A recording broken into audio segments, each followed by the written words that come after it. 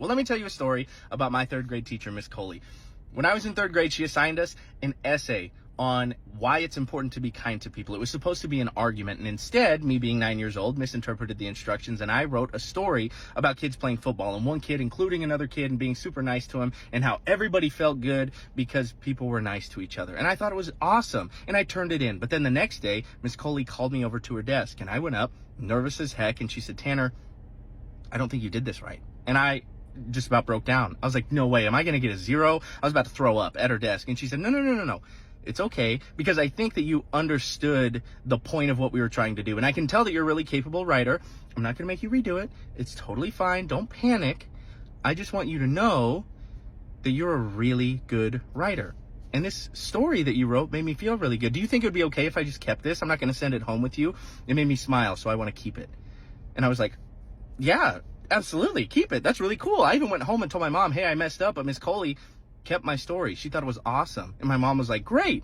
That's super cool. That's got to feel really good. In fact, it felt so good that 6 years later, when my little brother was in her class, I went back to visit Miss Coley for open house.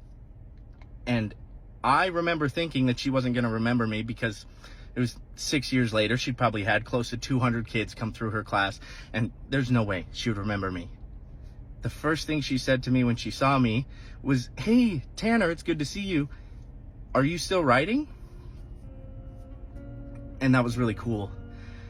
And she talked to me for a while about how important it was that I keep writing because of how fondly she remembered that story and how she still had it to that day. A couple years ago, Miss Coley passed away, and I found out after having not spoken to her for 10 years, and even after all of that time, having not talked to her, when I heard that she had passed away, I broke down in tears. When people ask me why I would ever become a teacher, my answer is always that one of the best people I have ever known was a teacher. And if I can be anything kind of like her, then I'll consider my life a success. So